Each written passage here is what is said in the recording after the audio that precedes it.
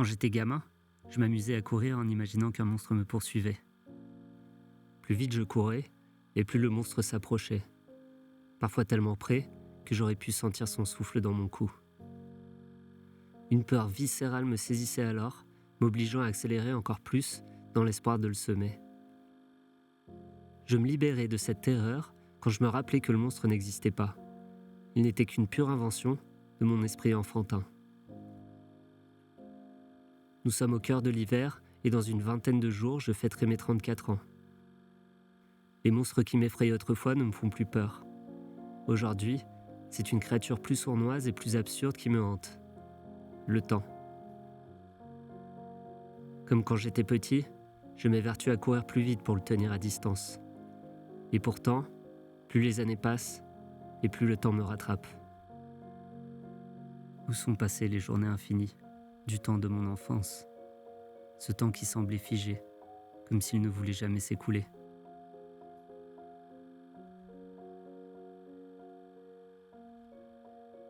Je me sens essoufflé, mais je suis incapable d'arrêter cette course effrénée. Alors, je cours.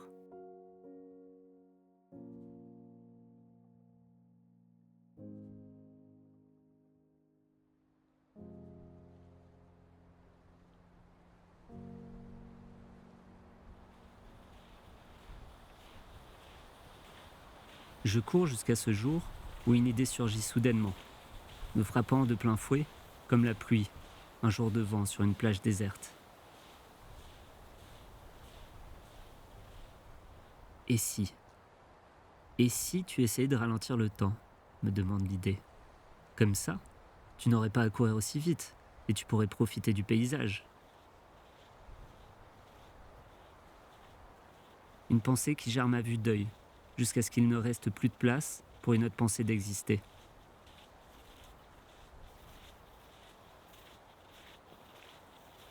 Cette pensée, cette idée, c'est comme un bébé qui se contorsionne dans le ventre de sa mère, prêt à sortir, prêt à explorer le monde. C'est une question qui, je sens, est là pour me tourmenter tant que je ne l'accompagnerai pas dans son envol. C'est vraiment comme un bébé après tout. Il faut en prendre soin pour qu'au moment venu, il puisse partir voler de ses propres ailes et nous, il ne nous reste que les expériences et les leçons apprises pendant ce temps partagé. Je n'ai jamais eu de bébé, mais j'ai toujours eu beaucoup de questions desquelles m'occuper.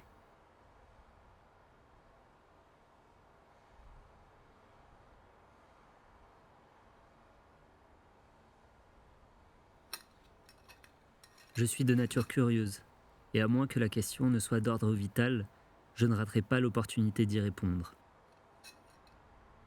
Par vital, j'entends toute question en mesure de m'apporter des réponses qui me rendent plus vivant. Dans ce cas, je pense qu'il est vital pour moi de répondre à cette question sur le temps. Parce que sans cela, j'aurais l'impression de regarder ma vie à travers la fenêtre d'un train, sans jamais pouvoir m'arrêter pour contempler.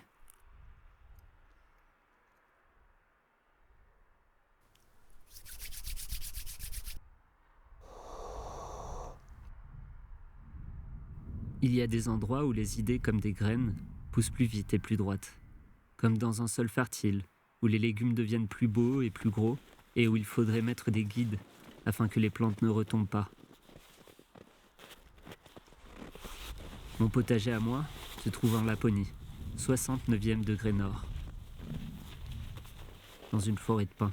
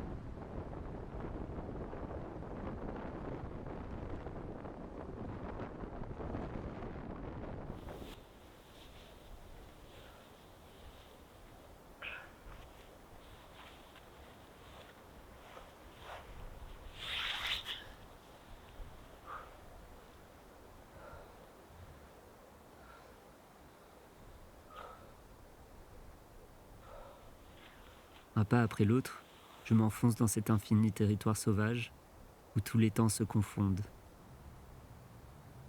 Je me sens comme un peintre face à un grand tableau blanc. Ici, toutes les réponses existent en même temps. La forêt laponne, le tableau du peintre, l'infini espace quantique.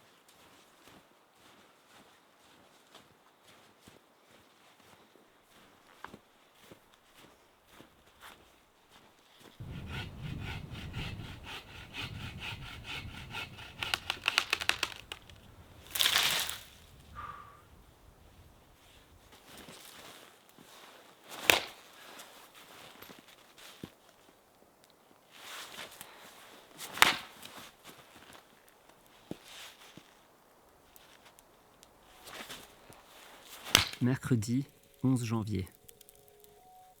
Ce soir, je dors à la belle étoile, ou plutôt sous l'épaisse couverture de nuages au travers de laquelle, timidement, quelques étoiles me saluent. Leur présence me réconforte. Je les salue en retour dans un acte de révérence. Cette nuit, nous dormirons ensemble, et aussi les autres nuits.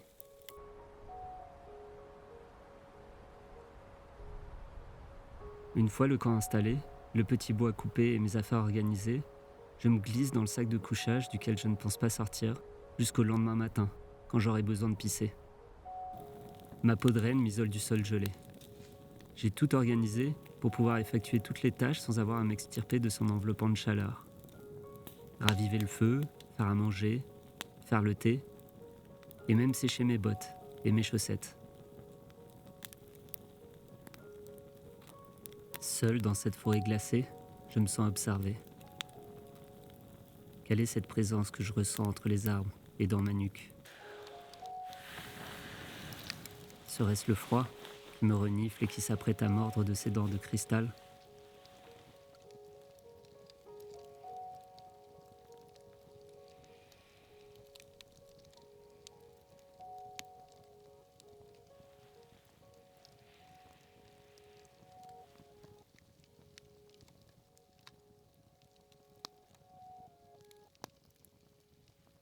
La fumée transporte vers les étoiles mes prières et mes intentions les plus intimes. Tant que le feu brûle, je ne suis pas seul.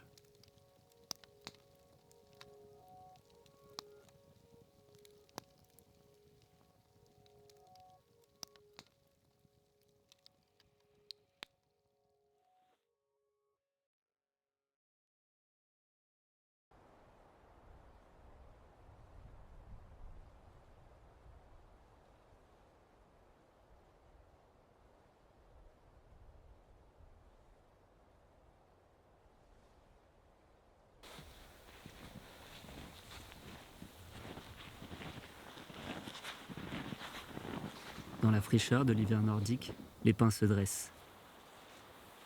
Leur présence silencieuse me rappelle celle des cactus au sommet des montagnes de roches rouges du nord de l'Argentine.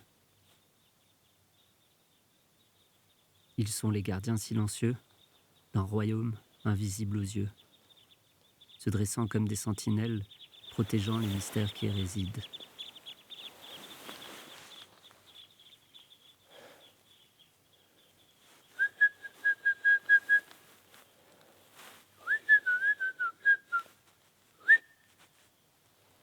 Je m'incline humblement devant ces géants, sollicitant leur protection pendant mon séjour.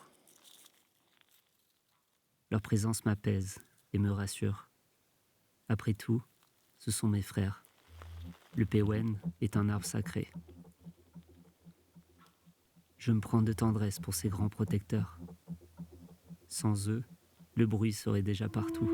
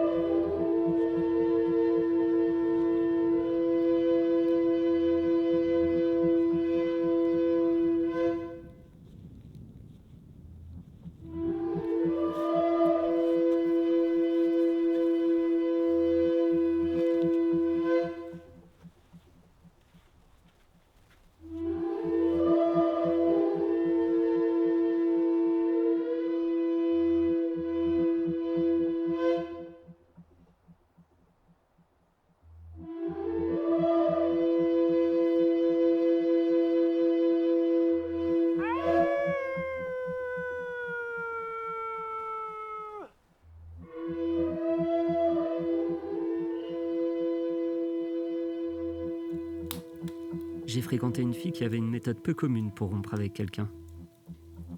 Elle écrivait le nom de cette personne sur un morceau de papier, puis le plaçait dans le congélateur. C'était une sorcellerie censée geler toute envie chez l'ensorcelé de se rapprocher d'elle. Personnellement, je n'ai jamais utilisé cette technique. Cependant, je me prépare à vivre moi-même dans un congélateur pour les prochaines semaines. Est-ce là le but de mon voyage ? Exorciser cette peur latente de l'implacable passage du temps ? Suis-je condamné à fuir éternellement ? Ou peut-être que, d'une manière ou d'une autre, le temps pourrait devenir mon allié, voire mon ami. Monsieur Murakami a dit « Ton cerveau est conçu pour penser des choses difficiles, pour t'aider à élucider quelque chose qu'au début tu ne comprenais pas. Et cela devient la crème de ta vie. Le reste n'a aucun intérêt, aucune valeur. » J'espère que tu as raison, Haruki. J'aimerais bien que ma vie devienne la crème de la crème. Sur mon morceau de papier à moi, je vais écrire prénom, anxiété, nom du temps qui passe.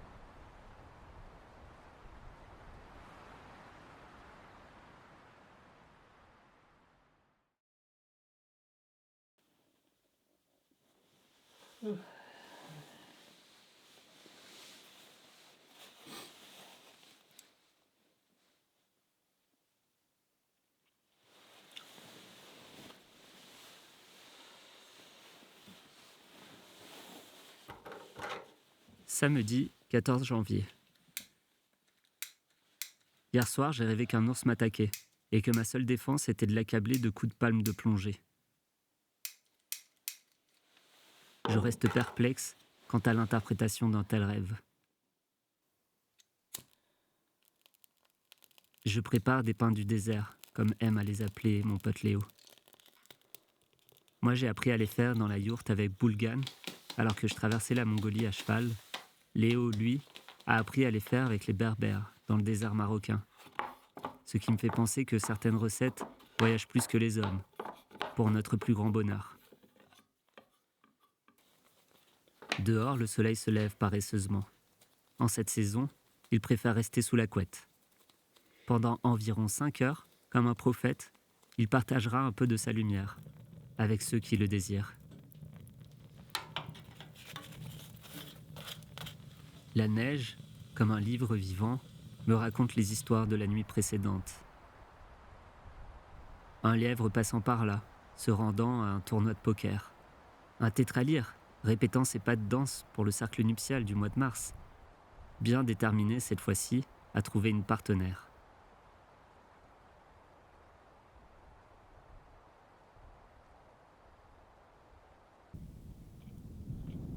Il est déjà tard et aujourd'hui je vais arriver de nuit à la prochaine cabane où je m'installerai pour le reste de l'aventure. C'est une bicoque en rondin de bois construite dans les années 70 par les chercheurs d'or. Moi aussi je viens chercher de l'or.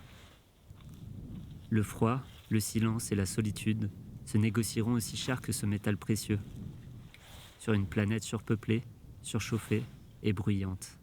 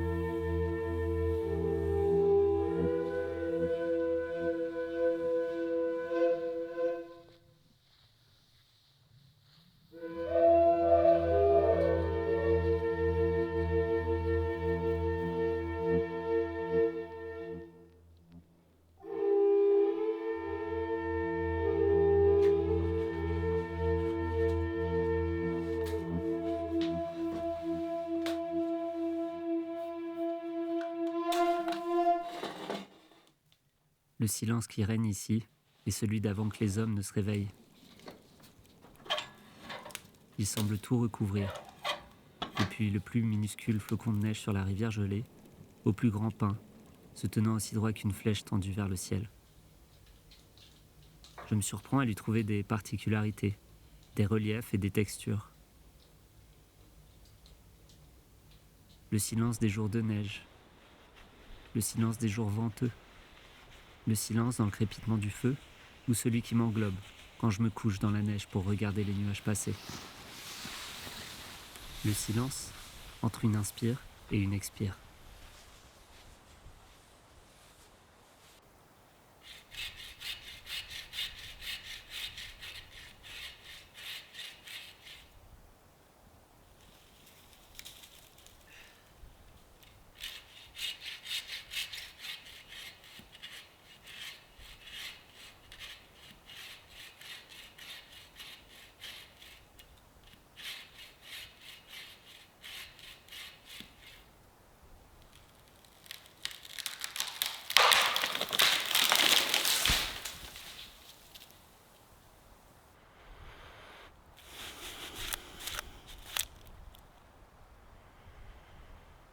C'est quand je m'arrête que je peux entendre les murmures d'un univers en expansion, comme l'enfant, l'oreille collée à un coquillage.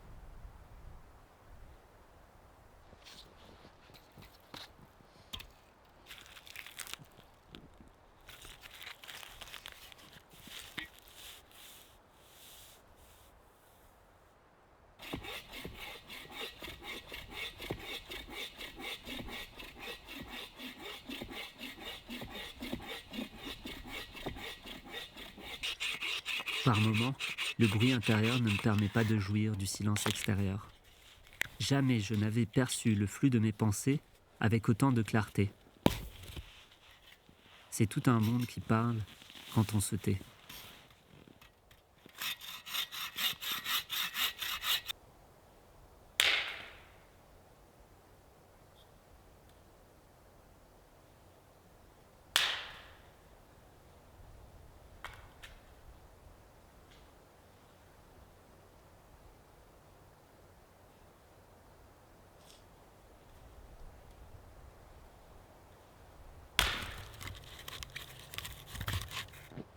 Ici, le silence sent la sève et me renvoie tel un boomerang chaque son émis dans l'espace. Un silence épais comme du bois, aussi réel que les murs de ma cabane.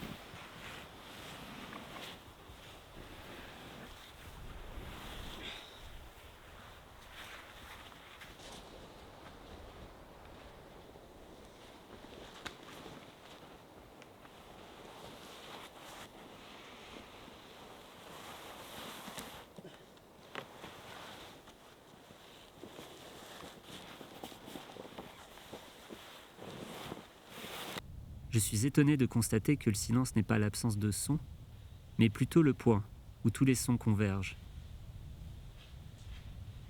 Dans ce silence, les limites de la division s'effacent, et quand j'arrive à l'appréhender, c'est l'éternité qui se dévoile devant moi.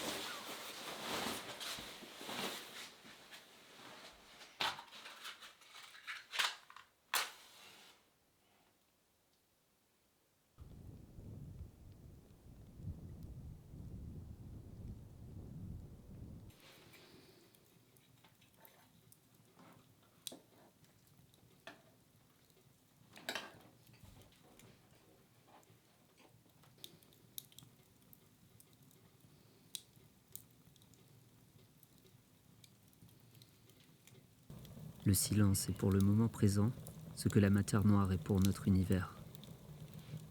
Une toile invisible où se tissent les fils de l'existence et où s'égarent les pensées dans les méandres de l'éternité.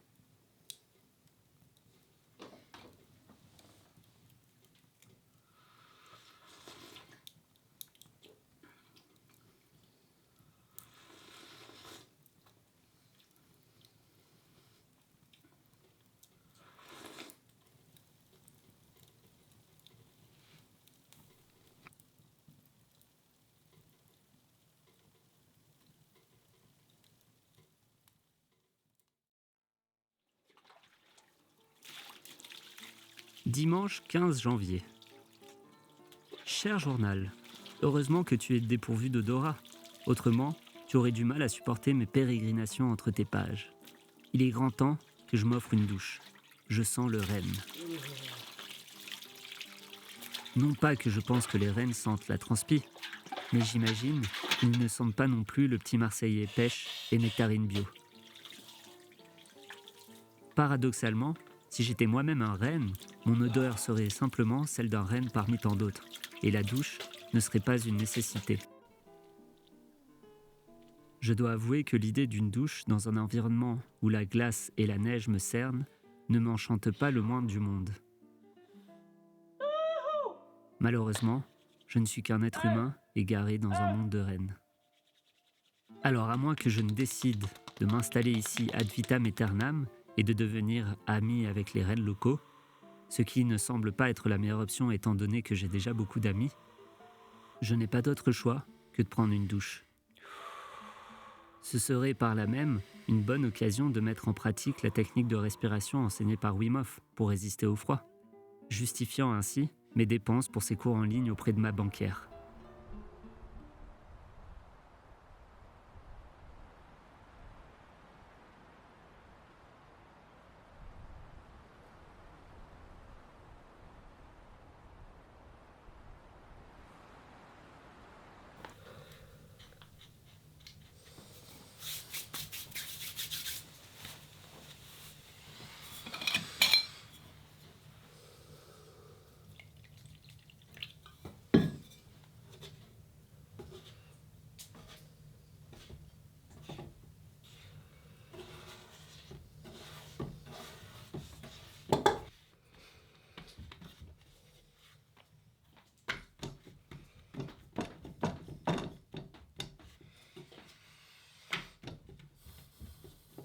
Le silence est depuis toujours une matière avec laquelle travaillent les hommes qui cherchent à transcender leurs conditions.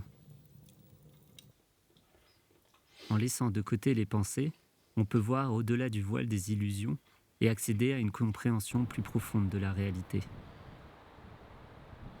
Ici, en Laponie finlandaise, je me sens comme ces moines isolés dans leur grotte au cœur de l'Himalaya. Je crois que le silence intérieur est un état de conscience supérieure. Dans cet état, l'ego s'efface et je ressens souvent un sentiment d'unité avec tout ce qui est.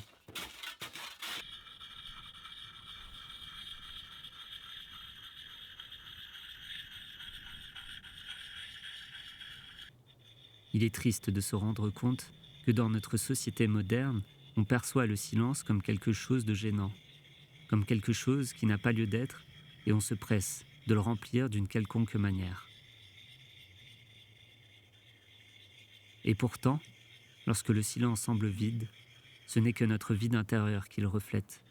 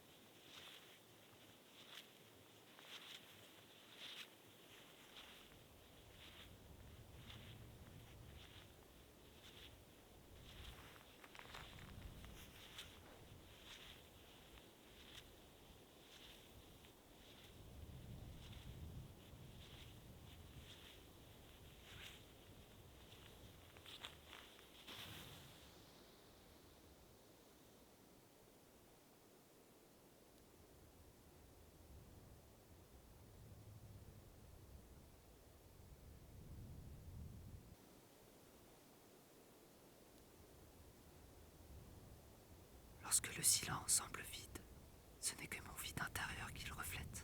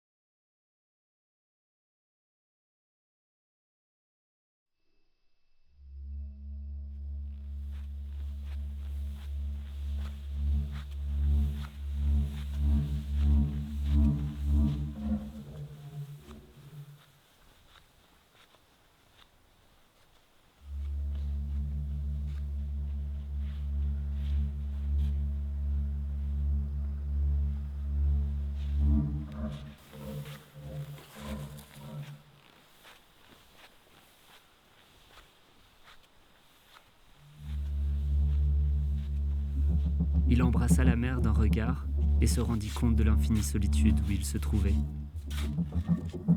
Toutefois, il continuait à percevoir des prismes dans les profondeurs ténébreuses. La ligne s'étirait à la proue, d'étranges ondulations parcouraient le calme. Les nuages se portaient à la rencontre des alizés. En avant de la barque, un vol de canards sauvages se découpait contre le ciel. Il disparut, puis reparut, et le vieux sut que nul n'est jamais complètement seul en mer. Au bout de sa ligne, le vieux Santiago luttait contre un poisson gigantesque, et c'est dans cette danse entre résistance et résilience qu'il trouva la plénitude et la présence.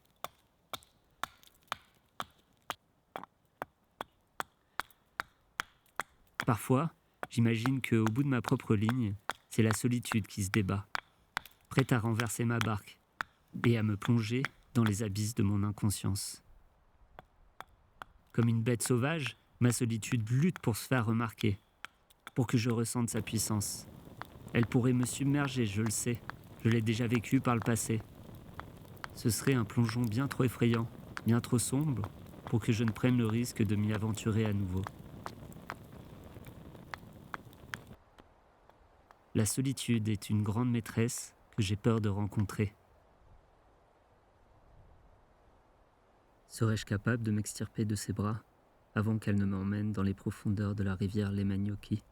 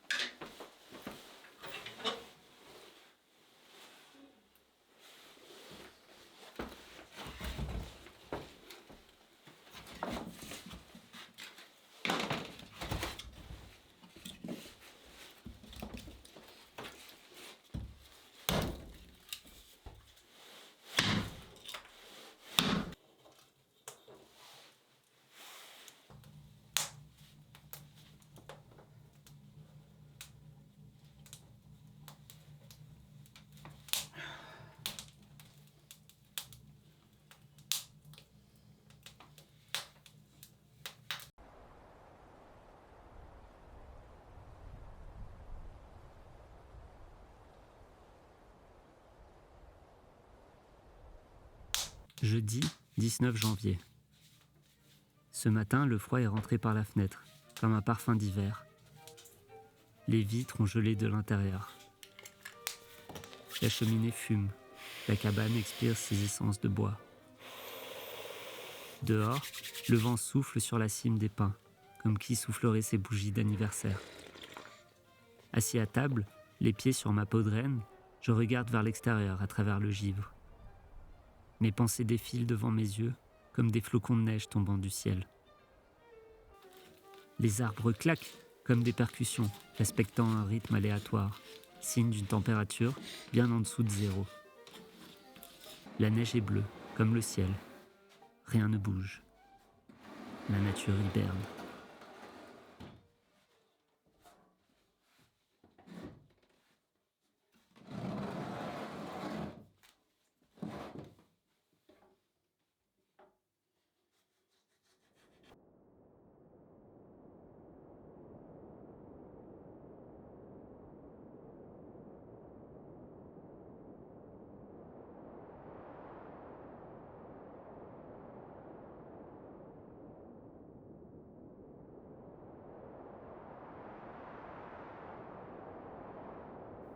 J'observe la rivière rejoindre la forêt, comme un serpent voulant se mettre à l'abri des regards trop indiscrets. Je suis seul ici. De qui se cache-t-elle ? Suis-je jamais seul ? Je me demande. Alors que le vent chuchote à mes oreilles et que l'aurore boréale danse dans le ciel ? Alors que le lièvre et le renne me délivrent des messages cachés dans la neige ?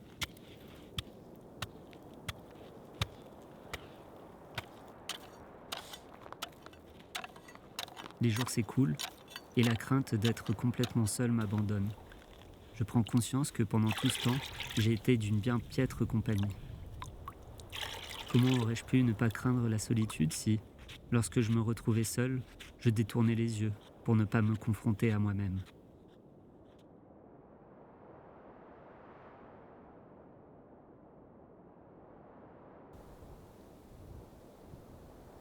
Il y a là une vérité que j'ai trop longtemps ignorée, dissimulant ma solitude intérieure derrière les brouhahas des interactions extérieures.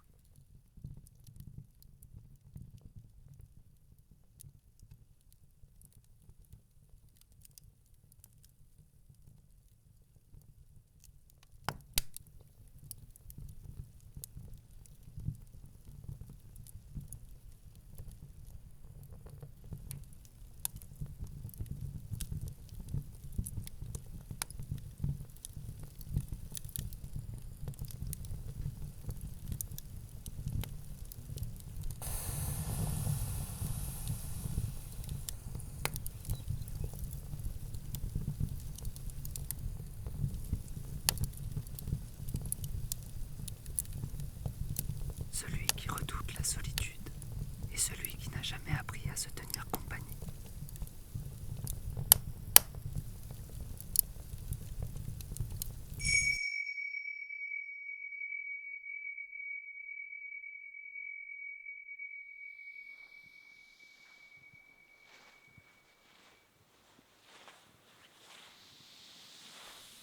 Tu me tues, poisson, mais tu en as le droit. Jamais je n'ai vu un être vivant plus grand, plus beau, plus calme et plus noble que toi, mon frère. Viens et tue-moi, peu m'importe qui tue qui. Après 84 jours de pêche infructueuse, Santiago s'aventure une fois de plus en haute mer pour pêcher. Au bout de 3 jours et 2 nuits sous les étoiles, le vieil homme sort victorieux d'une lutte acharnée avec un marlin plus gros que son bateau. Mais en rentrant au port, il est attaqué par des requins qui finissent par dévorer entièrement sa prise, malgré ses efforts pour la protéger, et Santiago regagne alors la terre ferme, les mains vides. Un homme, ça peut être détruit, mais pas vaincu.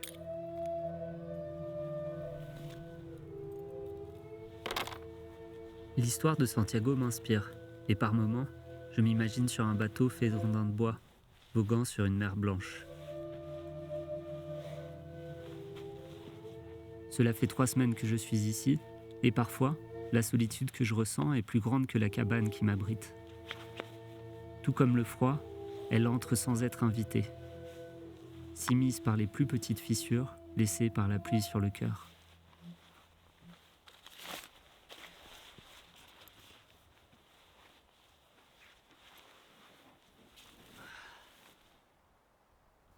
Dimanche 22 janvier. C'est seulement parce que j'ai perdu le monde que je commence à me retrouver. L'interaction avec ceux de mon espèce m'offre le miroir dont j'ai besoin pour me voir et me définir à travers le regard des autres.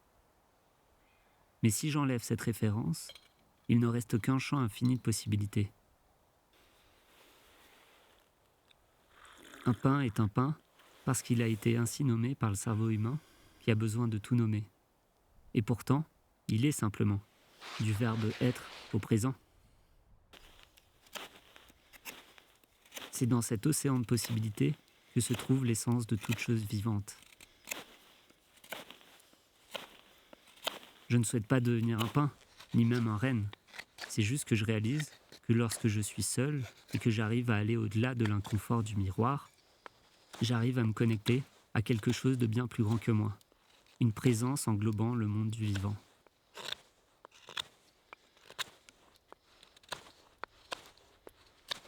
Est-ce ça, Dieu? La vie, l'infini, le cœur de toute chose? Pourquoi vouloir lui donner un nom?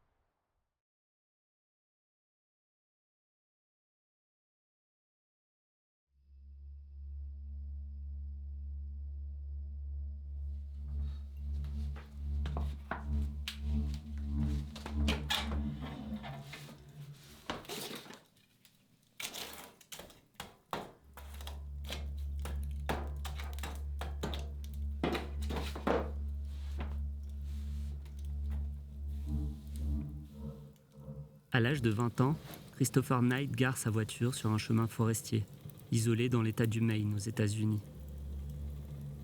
Laissant les clés sur le tableau de bord, il entreprend de marcher dans la forêt, commençant ainsi sa vie d'ermite. Pendant 27 hivers, il s'isolera comme une ombre parmi les pins. 27 ans sans jamais parler à personne. 27 ans sans jamais être vu, malgré les quelques centaines de mètres qui séparaient son camp des premiers chalets avoisinants. Dans son livre « Le dernier ermite », l'écrivain Michael Finkel raconte l'histoire de Christopher Knight sans jamais vraiment apporter de réponse à la question que tout le monde se pose. Pourquoi s'être isolé pendant autant de temps ? Bien que je ne puisse toujours pas répondre à cette question, je crois avoir trouvé certaines raisons durant mon voyage à moi. Au début de mon périple, la solitude était comme un poisson insaisissable dans les eaux profondes de mon esprit. Elle se manifestait comme un défi à affronter, une présence qui semblait résister à ma compréhension. Les premiers instants, je luttais contre cette solitude, la voyant comme une adversaire. Pourtant, au fur et à mesure que mes pas gagnaient en assurance, un changement invisible s'opérait. C'était comme si le silence environnement, agissant tel un miroir, me permettait d'entendre clairement le tumulte de mon esprit apeuré. Et alors qu'il pénétrait profondément en moi, j'étais enfin capable de voir la racine de ma douleur. Cette solitude qui me hantait depuis si longtemps.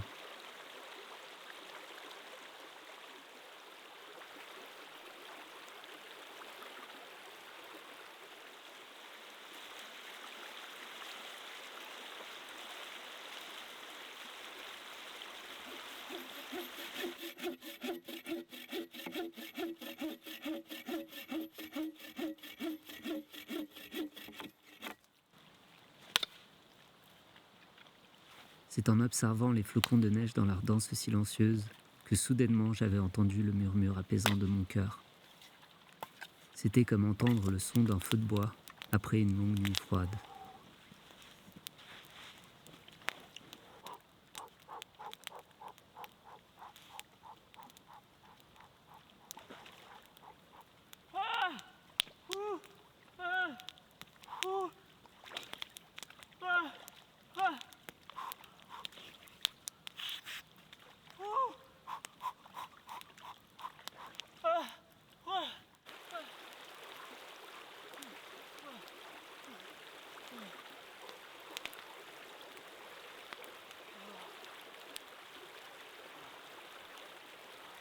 Mardi 24 janvier.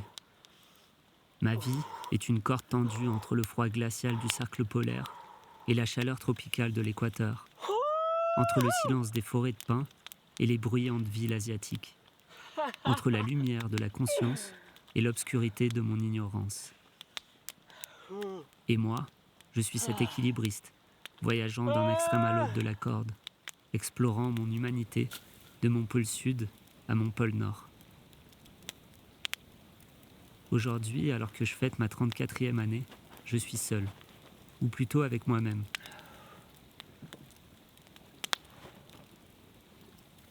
Les jours passent, et telle une nouvelle relation amoureuse, je me découvre dans mes plus intimes recoins. Courageux est celui qui s'aventure à regarder dans le miroir, à ouvrir les portes de sa personnalité, ne sachant jamais ce qui s'y cache. Par moments, c'est la lumière, ensuite le noir. Il n'est pas facile de se rencontrer dans sa totalité. Il y a des choses que je préférerais conserver sous le tapis de mon inconscience.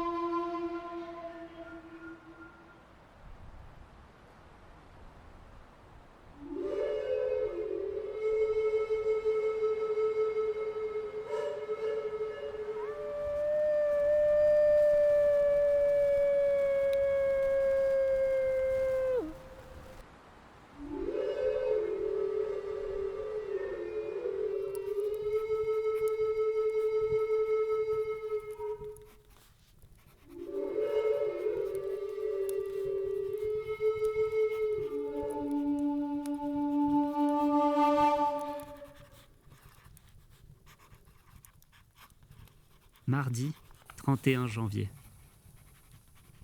J'ai fixé le monstre qui me hantait. Mes yeux dans les siens, je me suis reconnu. C'était moi tout ce temps. C'était moi qui poursuivais cette ombre, tel un monstre derrière sa proie.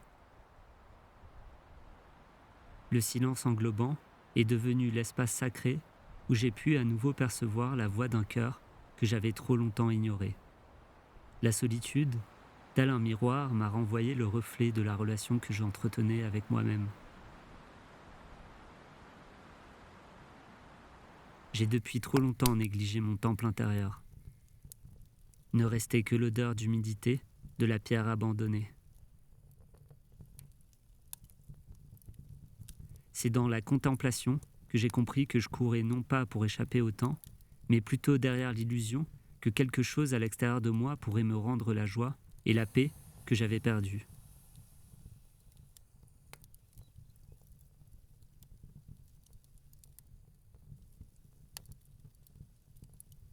Déconnecté de la vie et de la sagesse de l'infini moment présent, j'avais oublié que la beauté et l'abondance résident dans les yeux de celui qui regarde.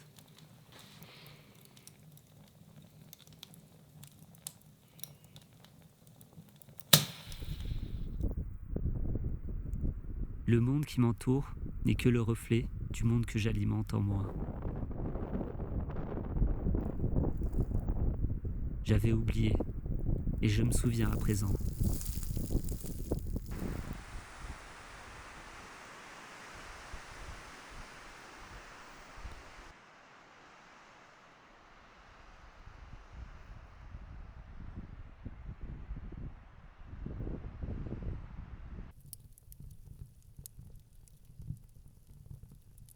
La beauté et l'abondance résident dans les yeux de celui qui regarde.